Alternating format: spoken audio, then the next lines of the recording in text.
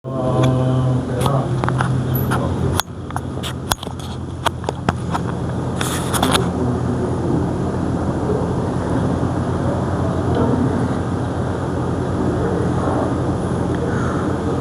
حول ولا قوة الا باللہ العلی العظیم۔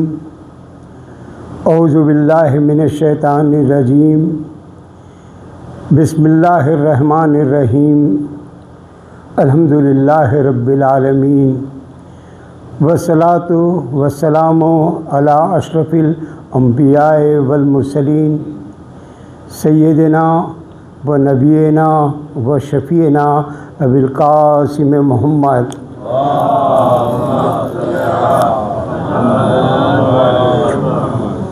ساری تعریفیں اس اللہ کے لیے جو ساری کائنات کا مالک اور ساری کائنات کا خالق ہے۔ درود و سلام محمد و آل محمد پر۔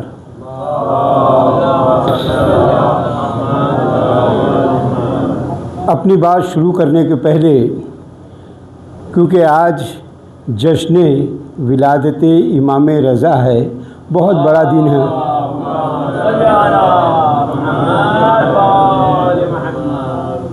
بہت بڑا دن ہے آج، بہت بڑا دن ہے۔ یہ جو سلسلہ چل رہا ہے 11 ذی القعدہ سے لے کر ساری دنیا میں جشن منائے جا رہے ہیں، اور ساری دنیا میں ذی القعدہ کا مہینہ مخصوص ہے امام رضا کے نام سے، اور یہ ہماری خوش نصیبی ہے کہ ہم اس جشن میں بیٹھے ہوئے ہیں۔ یہ بہت بڑا فضل ہے، اللہ کا شکر ہے، اور ہمارے والدین کی نیکیاں ہیں جو ہم یہاں پر بیٹھے ہوئے ہیں۔ 11 ذی القعدہ 147 ہجری 365 عیسوی 29 دسمبر اتوار کے دن مسجد نبوی کے پاس مدینے میں امام موسی کاظم اور جناب نظمہ کے آشیانے میں ہمارے مولا کی ولادت ہوئی۔ ہمارے مولا کی جو ولادت ہوئی، ہمارے جو مولا کی فضیلتیں ہیں، جو ان کی مرتبہ ہے، اس کو بیان کرنا لفظوں میں تو ممکن ہے ہی نہیں کہ لفظوں میں اس کو بیان کیا جا سکے۔ امام رضا کو رضا کیوں کہتے ہیں؟ امام رضا کا نام علی ہے، لیکن علی رضا کیوں کہتے ہیں؟ یہ رضا تخلص، یہ رضا کہاں سے آیا؟ امام جواد، امام تقی علیہ السلام، اللہ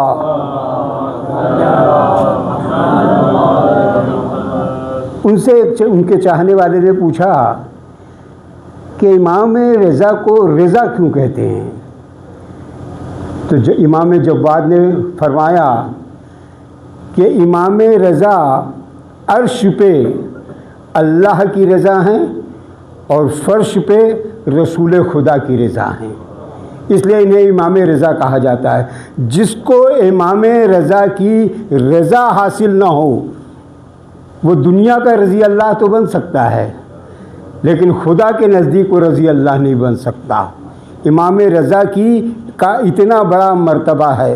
قرآن مجید کے سورہ نمبر 48 آیت نمبر 18 میں اللہ ارشاد فرماتا ہے کہ اے ایمان والو، اگر تم نے رسول خدا کے ہاتھوں پر بیعت کر لی ہے، بیعت کی ہے، ایمان والو کہا ہے نا، مطلب کلمہ پڑھ چکے، مسلمان ہو چکے، ایمان لا چکے، اس کے بعد اللہ کہہ رہا ہے اے ایمان والو، اگر تم نے رسول خدا کی بیعت کی، رسول خدا کے اوپر اپنے جان اور مال کو قربان کرنے کا سوچا اور دل سے اقرار کیا، تو ہم تم سے راضی ہو جائیں گے۔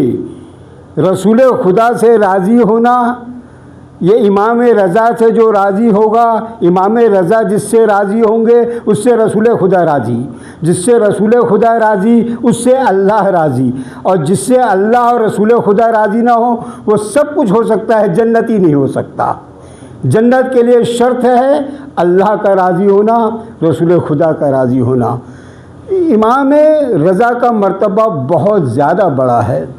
بڑا کیوں ہے؟ جب امام مرسی کاظم سے ان کے چاہنے والے نے کہا کہ یا امام یہ بتائیے کہ امام رضا کی زیارت کرنے کا کتنا ثواب ہے؟ امام مرسی کاظم نے کہا کہ 70 حج کے برابر جو قبول والا حج ہے. ایسے بھی حج ہیں جس کو اللہ منہ پہ مارتا ہے، ایسی بھی نمازیں ہیں جس کو اللہ منہ پہ مارتا ہے. امام مرسی کاظم نے کیا کہا؟ 70 ایسے حج جو اللہ کے نزدیک قبول ہوں وہ ثواب ہے. بولے 70 حج؟ 700 حج کا ثواب ہے. 700 حج؟ بولے امام 700 حج 70,000 حج کا ثواب ہے جو اللہ کے نزدیک قبول ہیں. گھبرا گیا بندہ. اور اس کے بعد جب امام جواد سے کہا کہ آپ کے والد کی زیارت کا اتنا بڑا ثواب کیوں ہے؟ اتنا بڑا ثواب تو کسی کی زیارت کا نہیں ہے. 14 معصومین میں اتنا بڑا ثواب کسی کی زیارت کا نہیں ہے. آپ کے والد امام رضا کی زیارت کا اتنا بڑا ثواب اللہ نے کیوں رکھا ہے؟ یہ روایت کا جواب نہیں ہے، یہ امام کا جواب ہے. امام تقی علیہ السلام نے کہا کہ اس کی وجہ یہ ہے کہ جو رسول خدا کی زیارت پہ قبر پہ زیارت پہ آ رہا ہے اس کا یقین نہیں ہے کہ وہ حق پہ ہے یا نہیں ہے. ہو سکتا ہے کہ لا الہ الا اللہ کہہ رہا ہو، محمد الرسول اللہ کہہ رہا ہو، پر علی ولی اللہ نہیں کہہ رہا ہو. اگر علی کی زیارت پہ آ کے قبر پہ زیارت پہ آ رہا ہے وہ علی کو چاہتا ہو، لیکن علی کے بعد جتنے امام ہیں ان سے اس کا واسطہ نہ ہو یا آدھے ادھورے بیچ میں چھوڑ کے چلا گیا ہو.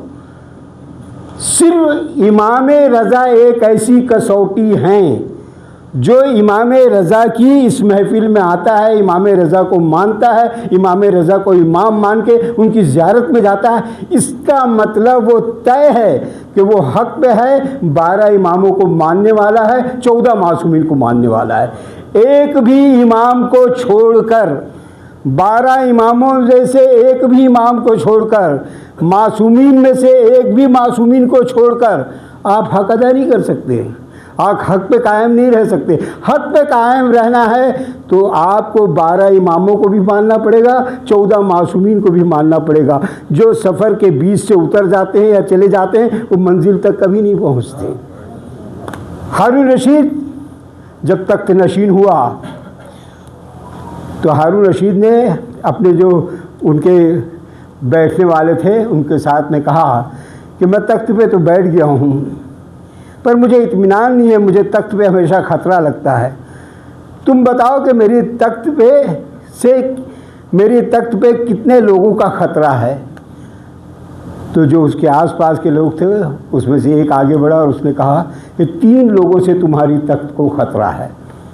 3 لوگوں میں سے؟ ہاں. بولے ایک وہ جو تمہارا بھائی ہے امین، اس سے تمہاری تخت کو خطرہ ہے.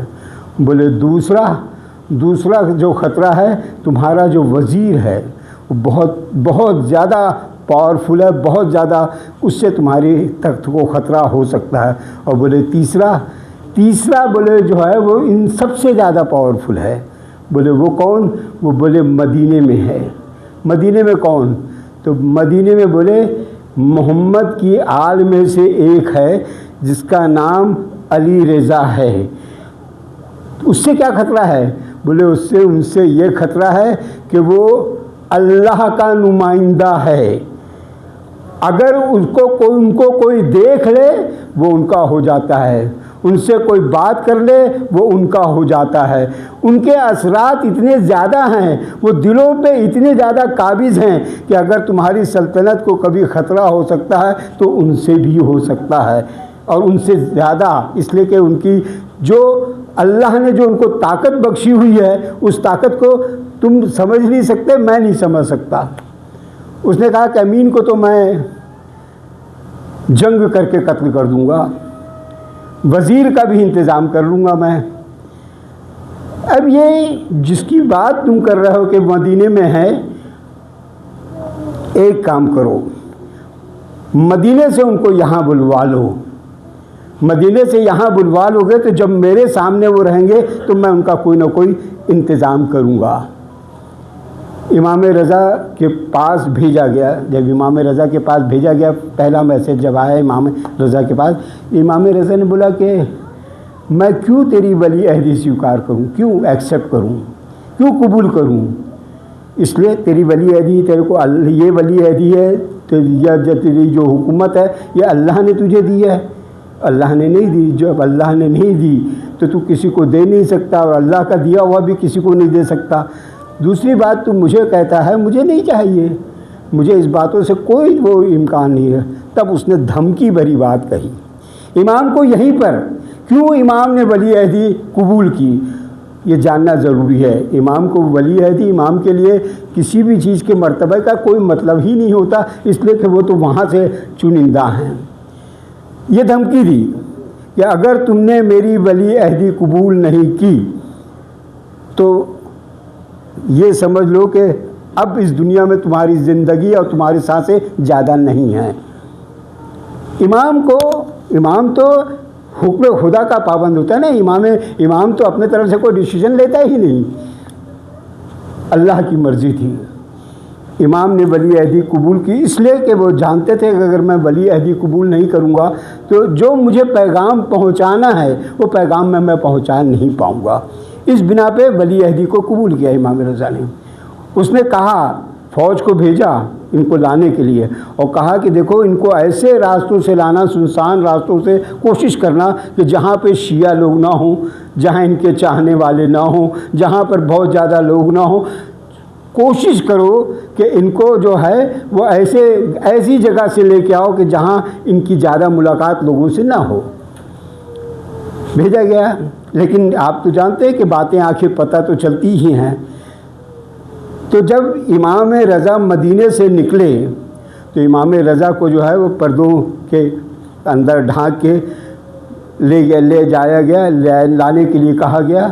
امام رضا جب نیشا پور پہنچے، نیشا پور میں، یہ ہماری تاریخ نہیں ہے، یہ تاریخ سنیوں کی تاریخ، اہل سنت حضرات نے لکھا ہے کہ 24,000 حدیث لکھنے والے لوگ، عام لوگ نہیں، عام لوگ کی تعداد تو بہت زیادہ ہے، 20,000 جو صرف حدیث اور روایت لکھنے والے لوگ تھے وہ لوگ نیشا پور میں موجود تھے. امام رضا کا انتظار کر رہے تھے.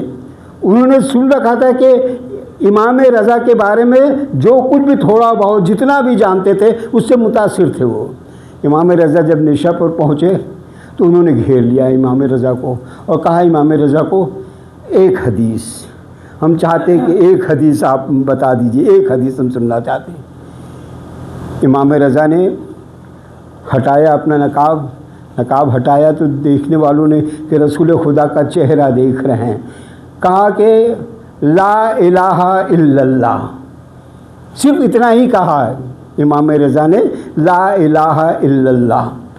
انہوں نے کاغذ قلم لیا اور 24,000 ان کی تاریخوں میں لکھا ہے، 24,000 لوگوں نے لکھنا شروع کیا.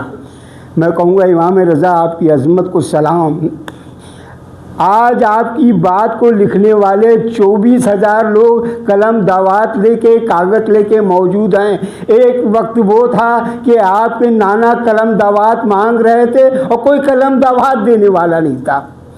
امام رضا کے آتے آتے امام جعفر صادق کی محنت، امام باقر کی محنت، امام موسی کاظم کی محنت کہ یہاں تک آ گئے تھے کہ اب 24,000 لوگ ان کی حدیث کو لکھ رہے تھے. لا الہ الا اللہ کہا امام رضا نے، پھر کہا لا الہ الا اللہ کے بعد کہا کہ جو اس قلعے میں آ گیا، لا الہ الا اللہ ایسا قلعہ ہے کہ جو اس قلعے میں آ گیا وہ عذاب سے دور ہو گیا، وہ جنت کا حقدار ہو گیا.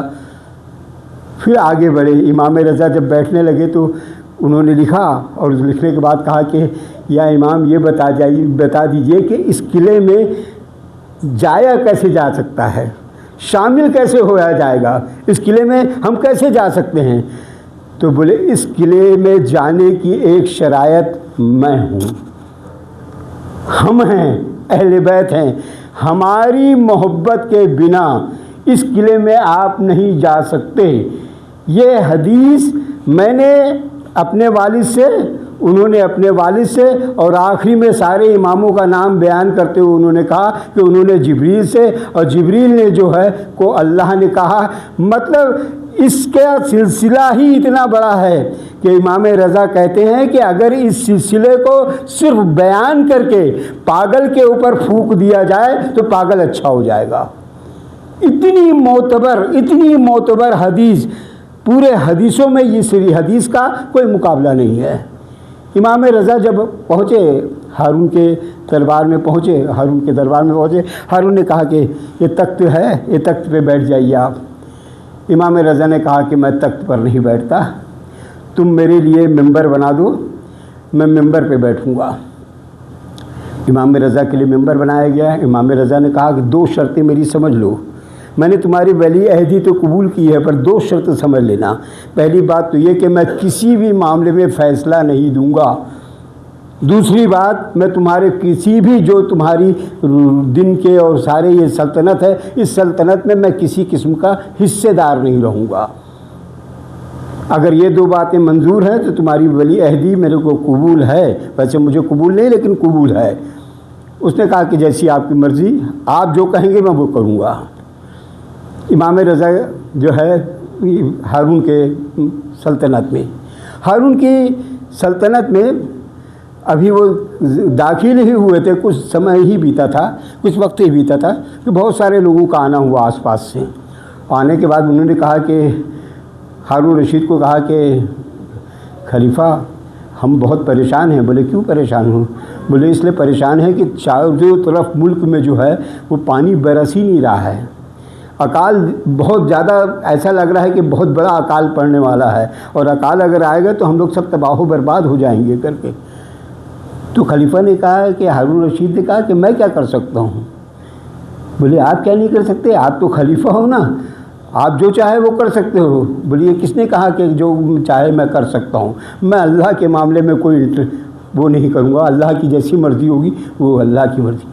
تو بولے آپ اللہ سے بول بھی نہیں سکتے؟ نہیں، بولے میں اللہ سے کیا بولوں گا، اللہ کا اپنا معاملہ ہے کر کے۔ تو سارے لوگ پریشان۔ تو پھر ایک نے کہا کہ کہتے، پھر اس کے وزیر نے مامون رشید کو کہا، تو مامون رشید نے کہا کہ ہاں ایک ہے جو اللہ سے بات کر سکتا ہے۔ بولے کون بات کر سکتا ہے؟ تو بولے مامون رشید نے کہا کہ امام رضا کو بلاؤ۔ امام رضا کو بلایا گیا، امام رضا آئے، سارے لوگوں نے دیکھا، تو سارے لوگ تو دیکھ کے ہی مطلب متاثر ہو گئے، سمجھ گئے۔ امام رضا آئے، بولے کیا بات ہے؟ ہارون رشید نے کہا کہ پورے حکومت میں جو ہے وہ اکال پڑ گیا ہے اور پانی نہیں گر رہا ہے، لوگ پریشان ہیں کر کے، تم مجھ سے کیا چاہتے ہو؟ یہ مجھ سے کیا چاہتے ہیں؟ بولے یہ چاہتے ہیں کہ پانی گر جائے، بارش ہو جائے تاکہ اکال ختم ہو جائے کر کے۔ امام رضا نے کہا کہ ٹھیک، میں جو کہوں گا وہ ہو جائے گا۔ سب لوگ دیکھنے لگے، ہاں میں جو کہوں گا وہ ہو جائے گا۔ پھر امام رضا نے اسی بات کو، ہاں میں جو کہوں گا وہ ہو جائے گا، بہت آسانی کے ساتھ۔ تو ہارون رشید بولتا ہے کہ پھر آپ کہیے کہ بارش ہو جائے، ایسا نہیں ہے، کل اپنی ساری سلطنت کے لوگوں کو اکٹھا کرو میدان میں۔ امام ہمیشہ اسی طرح سے لوگوں کو اکٹھا کرتے رہیں۔ یہ امام کی مصلحت دیکھیے کہ جیسے عید غدیر میں میدان میں اعلان ہوا تھا نا، ویسی میدان میں امام رضا بھی اعلان کروانا چاہتے۔ بولے سارے لوگوں کو وہ کرو، کل دن میں بلاؤ، ہو جائے گا، کوئی بات نہیں، جو آپ یہ چاہتے ہیں وہ ہو جائے گا۔ ساری جگہ پانی کی بات ہے، سب لوگ یہاں تک کہ اپنے جانوروں کو لے کر، اپنے بچوں کو لے کر، اپنے گھر کے سارے لوگوں کو لے کر میدان میں سب سارے لوگ جمع ہو گئے۔ امام رضا سینٹر پہ گئے، بیچ پہ گئے۔ بیچ میں جانے کے بعد امام رضا نے دونوں ہاتھ اٹھایا، ان کے دونوں ہاتھوں کی سفیدی جو ہے وہ سب کو دکھائی دے رہی تھی۔ امام رضا نے کہا یا اللہ، میں تیرا امام چاہتا ہوں کہ بارش ہو۔ ابھی امام رضا نے یہ ہاتھ اٹھا کے کہا تھا کہ یا اللہ، میں تیرا امام یہ چاہتا ہوں کہ بارش ہو۔ اتنی زوردار بارش ہونے لگی کہ سارے لوگ اس بارش میں جو ہے وہ بالکل ایسا لگ رہا تھا کہ جیسے کہیں سیلاب نہ آ جائے۔ کہ امام رضا نے کہا اپنے انگلیوں کو بند کرتے ہوئے کہ یا اللہ، بس اتنی ہی بارش کی ان کی ضرورت تھی کر کے اور اپنے ہاتھوں کو نیچا کیا۔ اب جتنے لوگ میدان میں جمع تھے وہ سارے لوگ تو مطلب یہ سوچ بھی کہ اصلی مالک اور اصلی سلطنت اور اصلی تو حکومت جو ہے وہ تو ان کی ہے، یہ جو سامنے بیٹھا ہوا ہے اس کی تو کوئی حکومت ہے ہی نہیں۔ یہ جو سارے وسوسے شروع ہوئے اور جب لوگ پلٹ کے آئے اور کہتے دربار میں سارے لوگ، اس میں سے بہت سارے لوگ، تو ایک جو چاہنے والا ہارون رشید کا بہت زیادہ وزیر تھا، وہ بولا تیری سلطنت تو گئی۔ بولی میری سلطنت گئی؟ ہاں۔ بولے یہ سارے لوگ تو یہ کہہ رہے ہیں کہ اصلی جو مالک ہے، اصلی جو خدا کا بندہ ہے، یہ اصلی سلطنت جس کی ہے وہ تو یہ ہے، یہ کون بیٹھا ہوا ہے؟ ہارون رشید کو سمجھ تو آیا کہ میری یہ بات تو بہت صحیح ہے، تو اس کا چاہنے والا جو وزیر تھا اس میں سے، اور چاہنے والوں میں سے ایک، وہ کھڑا ہوا۔ جب امام رضا آئے اپنے ممبر پہ بیٹھے تو کھڑا ہوا، کھڑا ہو کے بولتا ہے کہ آپ خوشیاں منا رہے ہیں، آپ یہ سوچتے ہیں کہ آپ کی وجہ سے یہ بارش گری ہے، یہ آپ کی دعاؤں کا نتیجہ ہے، یہ جو آپ نے اللہ کو کہا ہے اس کی وجہ سے بارش ہوئی ہے؟ امام رضا نے کچھ نہیں کہا۔ بولے اگر آپ اس غلط فہمی میں ہیں تو اس غلط فہمی سے دور ہو جائیے، یہ آپ کے کہنے سے بارش نہیں ہوئی ہے، یہ موسم ہی ایسا ہے کہ کبھی کبھی زوردار بارش ہوتے رہتی ہے، ہم لوگ دیکھتے ہوئے آئے ہیں، یہ بارش ہوتے رہتی ہے، یہ آپ کے کہنے سے نہیں ہے، نہ کوئی آپ نے کہا کہ اللہ سے دعا کیا اس لیے ہو گئی کر کے۔ تو امام رضا پھر چھپ رہے، پھر وہ کہتا ہے کہ اگر واقعی آپ کے کہنے سے اللہ نے یہ بارش کی ہے تو یہ جو شیر کا وہ لگا ہوا تھا، پوسٹر لگا ہوا تھا قالین پر، بولے یہ شیر کو حکم دیجئے، 2 شیر تھے، ان شیروں کو حکم دیجئے کہ وہ مجھے کھا جائیں، اگر یہ شیر مجھے کھا جائیں گے، آپ کے کہنے سے شیر بن جائیں گے، تو میں سمجھوں گا کہ اللہ نے بارش بھی آپ کے کہنے سے کی ہے، ان شیروں کو حکم دیجئے، یہ قالین پہ جو ہیں۔ امام رضا نے کہا کہ تو اگر چاہتا ہے کہ یہ شیر تجھے کھا جائیں، یہ تو چاہتا ہے؟ بولے ہاں میں چاہتا ہوں کہ اگر آپ سوچتے ہیں کہ اللہ آپ کے کہنے سے مانتا ہے، آپ کی باتیں مانتا ہے، تو یہ شیروں کو حکم دیجیے۔ امام رضا نے اشارہ کیا، دونوں شیر اپنی جگہ پہ کھڑے ہوئے، اور دونوں شیر کھڑے ہوئے، اور دونوں شیروں نے کچھ دیر میں ہی اس کا کچھ بھی باقی نہیں رہا۔ یہ دیکھ کے ہارون رشید بے ہوش ہو گیا، سارا مجمع ایک طرف، امام رضا کی جو اللہ جو چاہتا ہے، وہ تو عز و منتشا، وہ تو ذل و عزت اور ذلت تو اللہ کے ہاتھ میں، امام رضا نے جو میدان میں سارے لوگوں کو وہ کیا، وہاں سے ماحول بدلنا شروع ہوا۔ اچھا امام رضا نے ایک بار نہیں، شیر کا جو واقعہ ہے یہ 2 بار ہے۔ ایک بار شیر کا واقعہ تو اس سمے ہوا جب امام رضا نے اشارہ کیا، دوسری بار کب ہوا؟ ہارون رشید نے اپنے گھر میں امام رضا کو اپنا مہمان بنانے بلایا کہ آج ہم لوگ ساتھ میں اپنے کھائیں گے۔ امام رضا جب گئے وہاں پر تو اس نے ایک جادوگر کو بٹھا کے رکھا تھا، اور جادوگر کو بول دیا تھا کہ جب امام رضا آئیں کھانے کے لیے تو کچھ ایسا مذاق کرنا کہ یہ شرمندہ ہو جائیں۔ اس نے اور بھی لوگوں کو بلایا ہوا تھا، بہت سارے لوگوں کو، لیکن میں یہ چاہتا ہوں کہ آج امام رضا کے اوپر تو کچھ ایسا کرنا کہ امام رضا سب کے سامنے شرمندہ ہو جائیں۔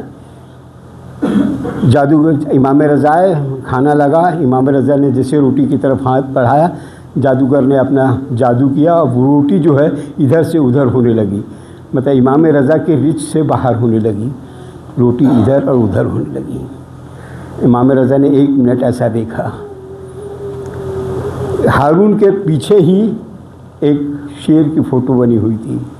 امام رضا نے اشارہ کیا، یہ دوسرا امام رضا کی زندگی کا یا دوسرا شیر کے ساتھ والی جو بات ہے، یہ دوسرا، ایک بار وہ اور ایک بار یہ۔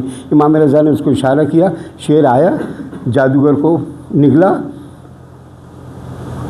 پریشان، بولے تو چاہتا تھا کہ میرا مذاق بنا ہے، اب دیکھ کس کا مذاق بن رہا ہے۔ امام رضا جو ہے، امام رضا کی طاقت کا اماموں کی طاقت کا ویسا بھی کوئی اندازہ نہیں لگا سکتا، لیکن امام رضا نے جو بتایا ہے، دنیا کو بتایا ہے، امام رضا کے دربار میں اور امام رضا کی ذریعے میں ایک بات سمجھ لیجئے، آج بہت بڑی بات اس منبر سے میں کہنے چاہ رہا ہوں کہ دنیا کے کسی بھی حاجت مند کی دعا کہیں قبول ہو یا نہ ہو، امام رضا کے روضے پہ جو جاتا ہے اور جو مانگتا ہے وہ اس کو اللہ دیتا ہے، اللہ دیتا ہے۔ اتنی بڑی امام رضا کی اللہ کے نزدیک جو حیثیت ہے، امام رضا نے کہا کہ جو بھی میرا زائرین زیارت کرنے کے لیے میرے پاس آئے گا میں اس سے 3 وعدہ کرتا ہوں۔ جب ہم لوگ اس دنیا سے جائیں گے اور ہمارے حساب کتاب کا معاملہ سامنے آئے گا تو اللہ جو ہے ہمارا حساب ہمارے ہاتھوں میں دے گا۔ جس کو جنت ملنی ہے اس کا حساب سیدھے ہاتھ میں ہے، جس کو جنت نہیں ملنی ہے اس کا حساب الٹے ہاتھ میں ہے۔ جب ہم جائیں گے، امام رضا نے کہا کہ جب تمہارا حساب تمہارے ہاتھوں میں دیا جائے گا میں اس وقت تمہاری مدد کروں گا کہ تمہارا حساب تمہارے الٹے ہاتھ میں نہ دیا جائے۔ جس کو اپنا حساب سیدھے ہاتھ میں چاہیے وہ زور سے صلوات پڑھے۔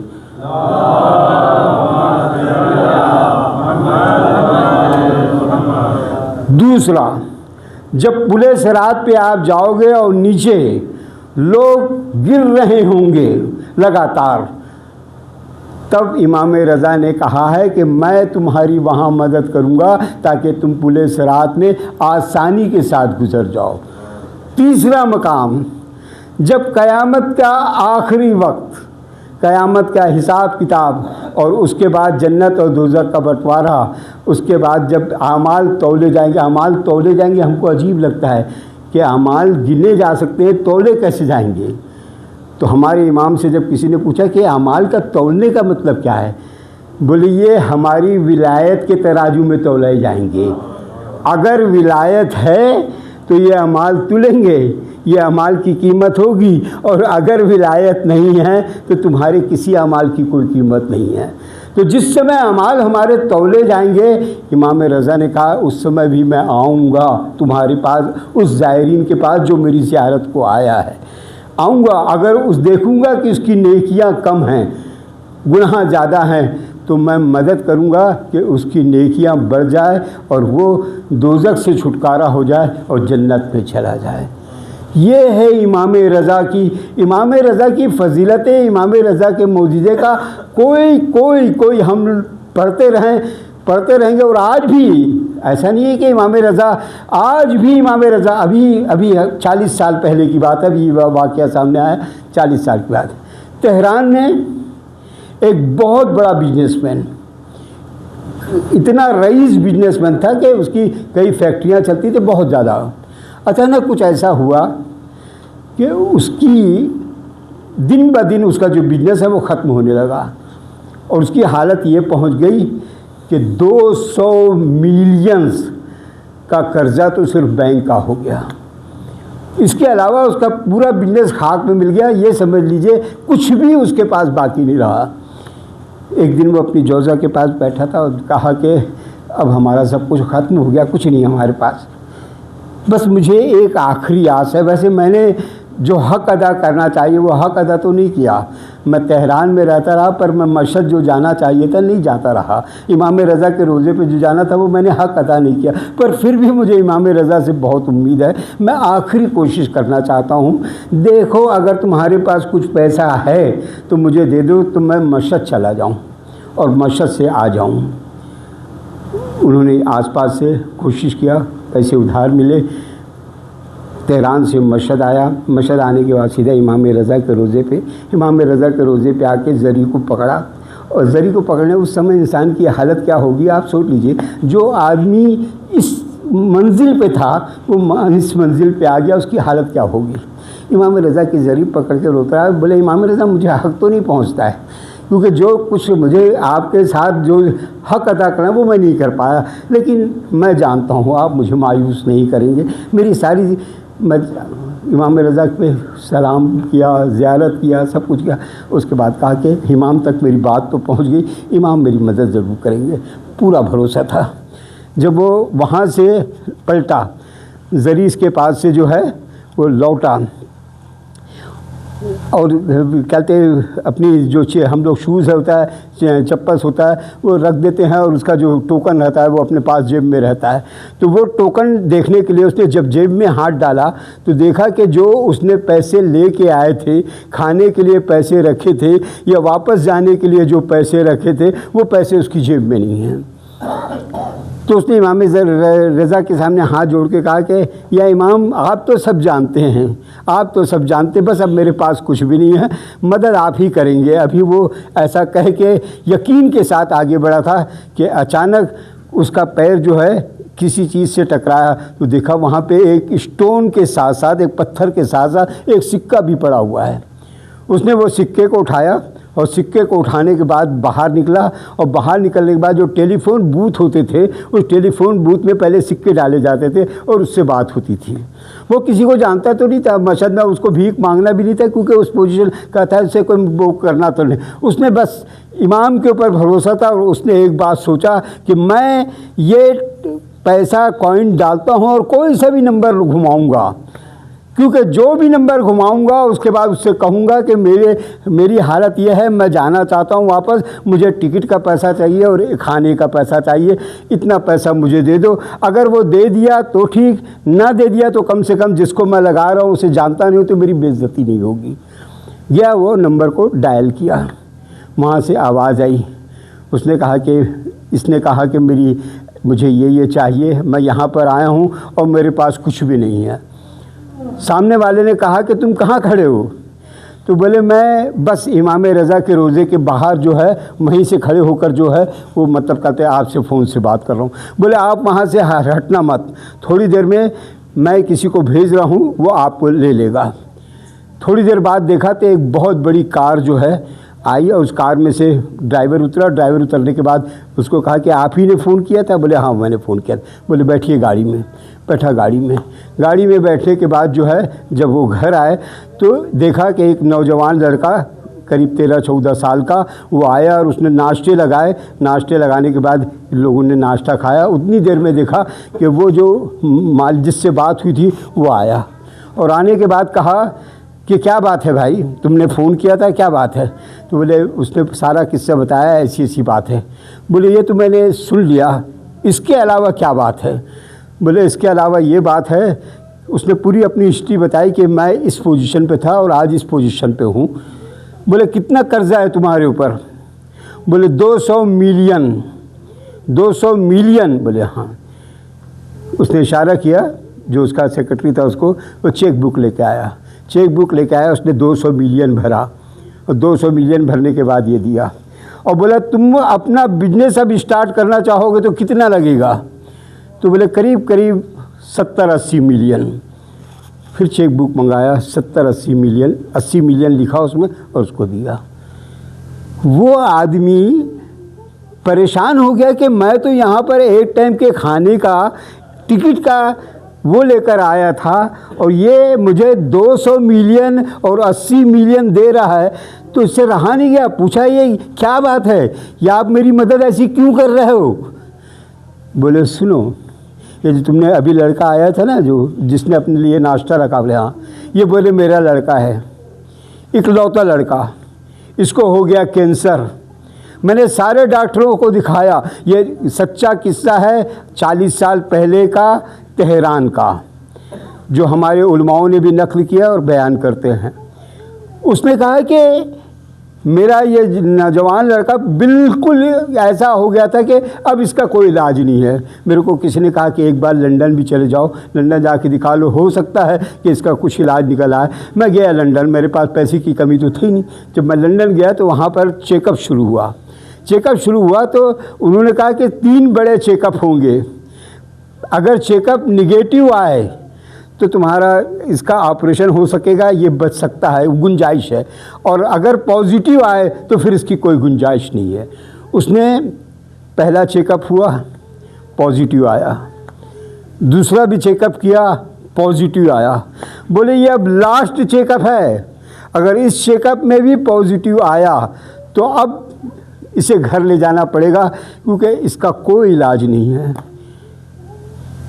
باپ ہے, نوجوان بیٹا ہے, باپ باہر آیا اور باہر آنے کے بعد کہا کہ یا امام رضا بس اب آپ کے علاوہ کسی کا آسرا نہیں ہے، میرا نوجوان بیٹا ہے، اکلوتا بیٹا ہے، صرف آپ ہی بچا سکتے ہو، کوئی ایسا معجزہ میرے ساتھ ہو جائے کہ میرا بیٹا بچ جائے۔ میں آپ سے ایک وعدہ کرتا ہوں، آپ سے میرا ایک وعدہ ہے کہ آپ کے ایک زائرین کی میں اتنی مدد کروں گا کہ اس کی زندگی بدل دوں گا، چاہے اس کے لیے مجھے کچھ بھی کرنا پڑے۔ میں نے امام رضا سے وہ مانگا تھا۔ جب تیسری رپورٹ آئی تو تعجب کرو گے کہ تیسری رپورٹ نگیٹو آئی۔ نگیٹو آنے کے بعد انہوں نے کہا کہ اور دو جو پہلے کی رپورٹ ہے اس کو بھی چیک کر لیتے۔ جب اس کی بھی رپورٹ کو چیک کیے تو وہ بھی رپورٹ جو پہلے پازیٹیو آئی تھی وہ نگیٹو آئی۔ جب میں وہ لے کر یہاں تہران آیا تو ڈاکٹر لوگ کہنے لگے کہ یہ اس کی رزلٹ تو ہے ہی نہیں، یہ اس کا چیک اپ تو ہے نہیں، یہ کسی اور کی رپورٹ ہے۔ ان کو کیا معلوم کہ یہ رپورٹ کو کس نے بدلا۔ بس میں انتظار کرتے رہا کہ وہ دن کب آئے گا جب میں امام رضا سے کیا ہوا اپنا وعدہ پورا کر سکوں گا۔ کل رات کے امام رضا مجھے خواب میں آئے، بولے اب تیرا جو تو چاہتا تھا تیری منت کا وقت پورا آ گیا۔ وہ زائرین جو ہے، وہ زائر جو ہے میرے روزے پہ کل آ رہا ہے، بس میں فون کا انتظار کر رہا تھا، تم نے فون کیا، مجھے اطمینان ہو گیا کہ آج میں اپنی منت کو پوری کر سکوں گا۔ یہ ہے امام رضا۔